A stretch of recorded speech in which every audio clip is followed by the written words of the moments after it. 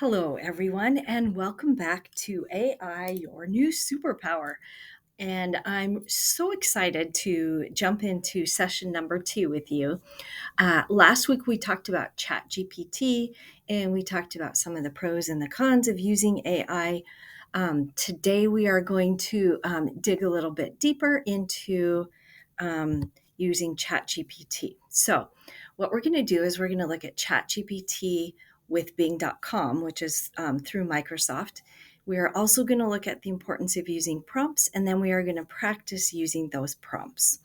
So, as we get started, I first of all I want to let you know that we have Microsoft accounts available for most of our employees in the school district for free, and so many of you have already been given the permissions of those.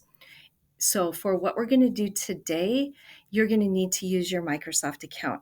If you step in and you're unable to log in, please contact tech at 2680 and they will help you. Okay, so I wanted to show you this really quickly and then we'll just jump in. We're going to go out to bing.com and we're going to still use our Google browser. And once we're out there, I made this a little bit bigger so you could see we're going to be using this chat feature now that it's available here. So let's go out so we can take a look. Before we go there, I do want to show you last week we went out to chat.openai.com, and this is where ChatGPT started and where most people use this. I also brought to your attention last week that you can click on this and you can see that they have now upgraded this to ChatGPT version 4.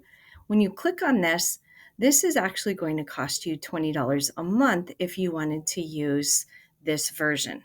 However, we can show you how to use this with your school account for free. So that's what we're going to do today. So don't do that. ChatGPT 3.5 is still a great tool to be able to use. A couple of things that are really powerful about it is that it remembers what you have already asked it. So if you wanted to have new information, it is here on this side. When we go out to Bing, that won't be the case. All right, so let's head on over so I can show you. Bing. All right, you're going to come out. Just type in bing.com. Once you're here, you're going to notice this is just another browser page, but this one is through Microsoft. You will see up here at the top, here's the chat button that I showed you a picture of earlier. When you look at the center of this page, it's actually going to give you some suggestions for what are some things that you could ask ChatGPT. This is what we are really going to focus on today is how do we ask the right questions to get the right information that we are searching for. This is really starting to be a big deal when using this tool so that you can get exactly the information that you're looking for. So here's just some really basic things that you could type in. So write a joke that a toddler would find hilarious. Write a joke that my coworkers would find funny. Give me a list of new hobbies I could pursue with limited free time.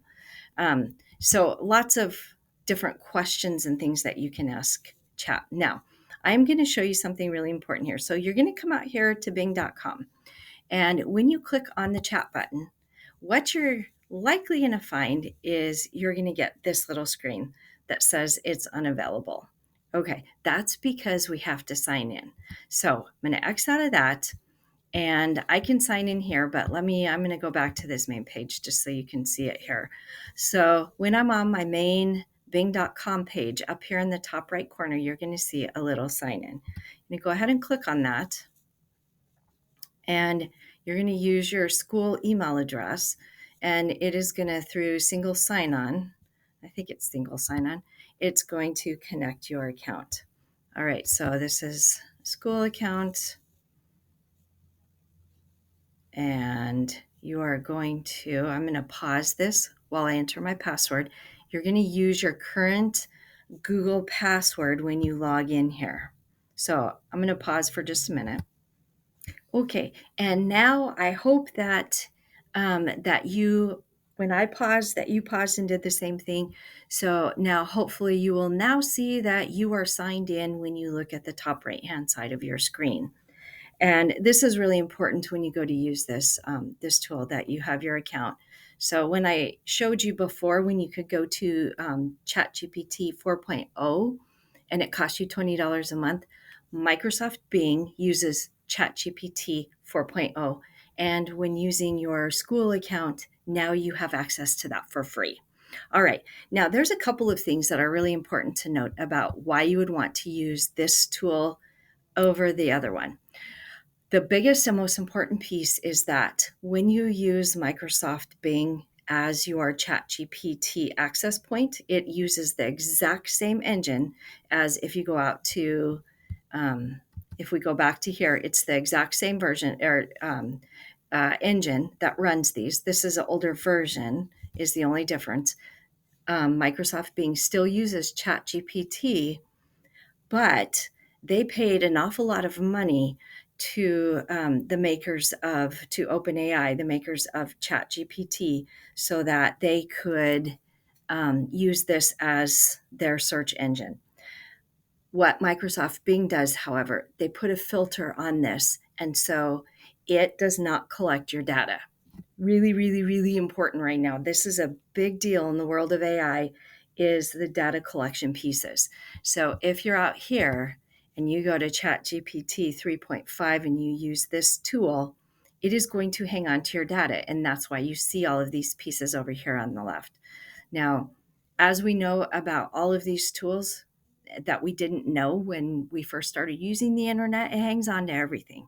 And so you want to be really careful when you use this, because it's going to hang on to information you put in here and going to learn from it and likely be able to reproduce it if somebody asks it. Whereas when you're out here at Bing, it's not collecting that data. So, but again, err on the side of caution when you use private information when you're using these tools. Okay, let's dive right in. So let's go ahead and click on now our chat. And when you come out here, you're going to see something that's very similar to what you were looking at on the ChatGPT site. It's the same thing. You have lots of different tools here. Now, you can add pictures and photos and do lots of different things with pictures and photos now. We're going to get to that in another video. Today's focus is it's sometimes it's really hard to keep your focus straight on what you're doing, because there's so many great things you can do, but we're really focused on using this tool and then being able to use prompts to use this tool. So if you scroll up here, you're going to see some different things that you can do. So draft an email about diversity and inclusion on campus. List some common non-native fish species in the North Americas. Summarize the latest UN climate change report for high school students. And it goes on and on. So I'm not going to ask it anything right now because we kind of did that last week. I do want to talk to you about prompts. First of all, though, I want to draw your attention to the microphone button on the right here. So you could click on this and you can just ask it using the microphone too, if you wanted to do that. All right, new topics right here. So the same tools that we were using last week. However, let's talk a little bit now about using prompts. So you can ask really generic questions and it will answer anything. If you start using this enough, what you're going to notice is that you get a lot of information maybe you aren't looking for. It's not precise enough. And so this is really going to be, I think, a big learning curve for everybody who uses these tools, is learning how to ask the right questions to get the right information that you're looking for. So as I mentioned earlier, that's what we're going to practice today. Now, all of these sites that I'm about to show you, I'm going to have links to these in our Canvas classroom. And so you'll see those underneath there so that you can go out to these. So if you are taking this course for credit, what you're going to do today is I want you to go ahead and go out to Bing. I want you to take a screenshot of a couple of questions that you ask. And then I want you to go try out these different prompt sites. And I want you to practice using different prompts within ChatGPT or the Bing site, which is where you should probably try to live more often. And then just take some screenshots or just copy and paste some of the the prompts that you are using and then paste those onto your document. 5 or 6 different ones, and this whole thing will be 1 clock hour today. Okay, so prompts. Let's take a look. This is a site called promptsforall.com. You can see that up here in the address bar. When you come down here, it's going to give you some boxes that have some big overall topics for you. And then you can look down below and you can see how it breaks them down a little bit for you. Take a look at these. I'm going to read a couple of them because this sets you up for thinking about how you should interact with your AI tool. So I want you to act as an academician. I don't even, let's skip that one because I should know how to pronounce that. Okay. Act as an accountant. That's much better. I want you to act as an accountant and come up with creative ways to manage finances. You will need to consider budgeting, investment strategies, risk, and then you go deeper into what exactly you're looking for. Act as an advertiser. I want you to act as an advertiser. You will create a campaign to promote a product or service of your choice. You will choose a target audience, develop key, click on it, and it's going to give you more. So you can go in and you can see it's going to finish that out for you. And then look at this. Oh, copy. Okay, copied. Let's go back to Bing. Ask me anything. And now I'm going to right click to paste that. Click enter. Here we go. And so it's really super easy when you use these prompts. You could go in when you were clicking on here and you pasted it. You could go back and change some of the wording if you want to change the wording, and then you could go ahead and click on it. So, and you can see there's an awful lot of information coming up here. So I'm going to go ahead and stop responding because I'm really not very interested in that one. So that is this source. And this is, again, promptsforall.com. And you can look at, they have a lot of different pieces in here. I strongly suggest that you just read through these so that you start getting a feel for what kind of voice that you should use when you're sharing this with your AI tool. Respond in a childlike and innocent manner. Just using some of these words and figure out how to make this happen is really important. Respond as though you were a 3rd grade student. Write this as though you were a 6th grade math student. All of these kind of things start helping you to get a better idea of what those prompts should look like. All right, so this one is a tool. Look through this one. Here's another one I'm going to show you. If you go out to github.com, they have a lot of prompts out here, and a lot of it's a little bit, when you look at it initially, it's a little complex in how to use it. I have several different links to different GitHub sites that you can just click on to go there, and then you'll start seeing how it kind of works. All right, so here's some other ones. Here's another one. Using WebPilot, create an outline for an article that will be 2,000 words on the keyword best SEO prompts based on the top 10 results from Google. Now, I bring this one up because you can get the more details that you present in your prompts, the better you're going to get exactly the information that you're looking for. All right, let's take a look at another one. So here's one. Act as an English translator and improver. I want you to act as an English translator, spelling corrector and improver. I will speak to you in any language, and you will detect the language, translate it, and answer in the corrected and improved version of my text in English. Okay, so there you go. And then they give you an example here. One thing that you can do if you are using your AI tool, you can put in information in there. So you could copy and paste a document that you're giving your students in class. Copy the text, paste it, and then say, translate this into whatever language you want it translated into. And it should fairly accurately translate that for you in a matter of seconds. And then you would have that translation, or you can, and then you can print it off. You could copy that and print that off if you wanted to have your document translated into another language. All right, so act as, you're going to see that a lot. So act as an Excel sheet. Um, and then you will only reply me the text-based 10 rows of Excel sheet with row numbers and cell numbers. And it is going to actually produce for you an Excel spreadsheet with the information that you give it to produce. Act as an English pronunciation helper. Act as a spoken English teacher. Act as a travel guide.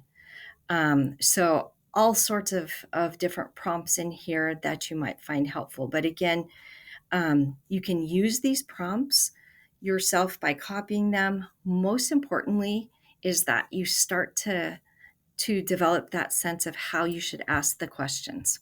All right, I'm going to go a little quicker here. So out at GitHub again, which role are you? So are you a student? Are you an administrator? Are you an educator? When you click on the role, then you can come out here and it's going to give you prompts that are specific to what you're looking for.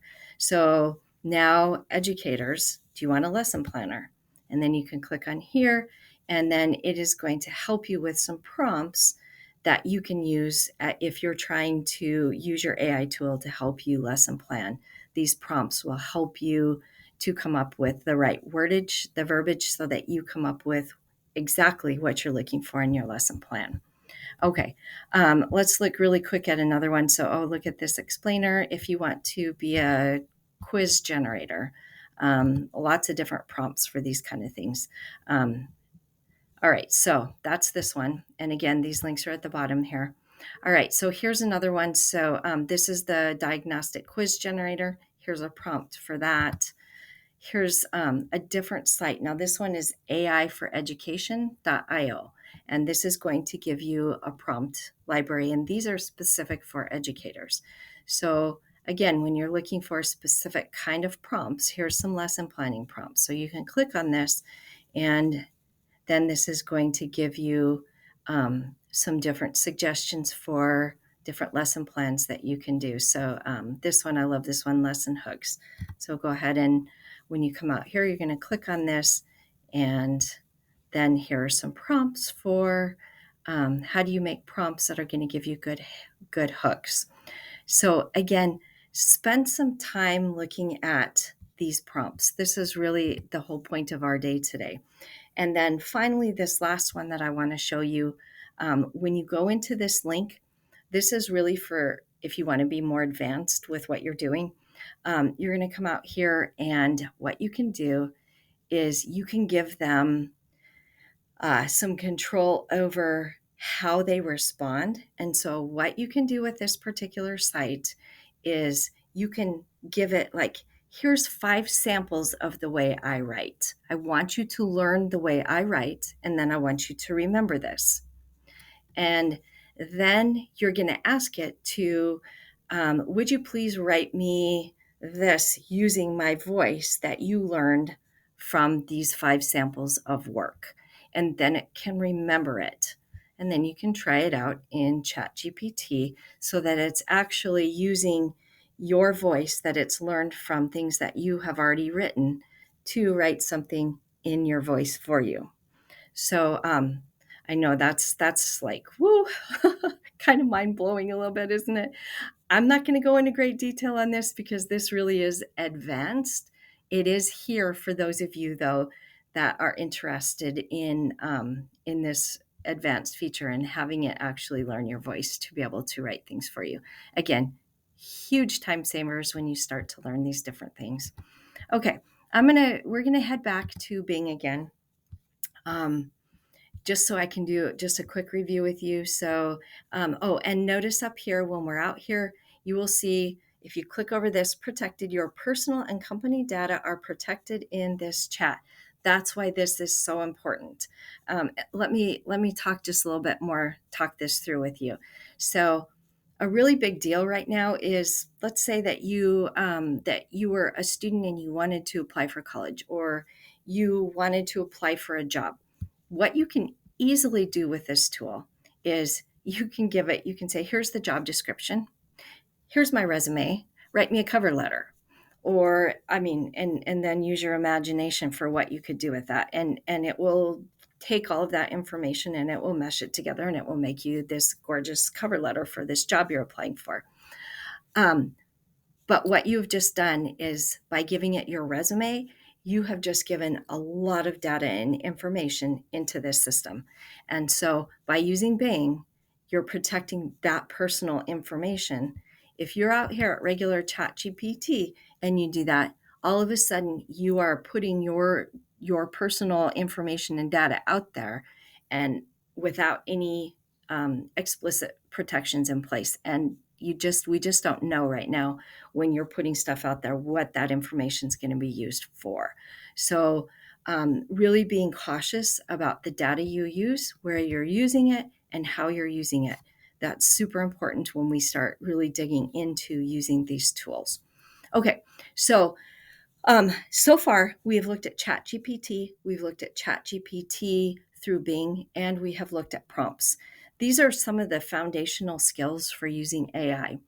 In the next several videos, we're going to talk about the different tools that are out there for you. So let me go out here. The next one, we're going to look at Magic School .ai. We're going to talk a little bit about this. And there are a lot of tools out there now that are specific to whatever career field that you're in, that hone in on specific pieces. So ChatGPT is much more general with the information that you can give it, that you can get. It will go anywhere. There are a lot of tools out there that are starting to focus on education, school, things like that, and they are very powerful.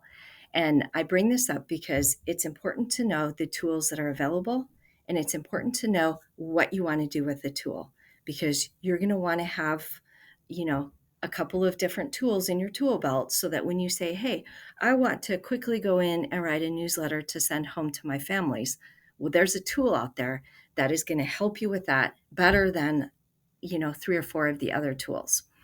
And there's tools out there that are going to help you do that type of work better than ChatGPT is going to. And so that's why we're going to go through tools over the next several videos, different places that you can go so that you can, if you're looking for specific information, so that you just know, okay, I'm looking to do a lesson plan. Where's the best place to go? I'm looking to write a letter. Where's the best place to go? I'm looking to set student learning goals. Where's the best place to go?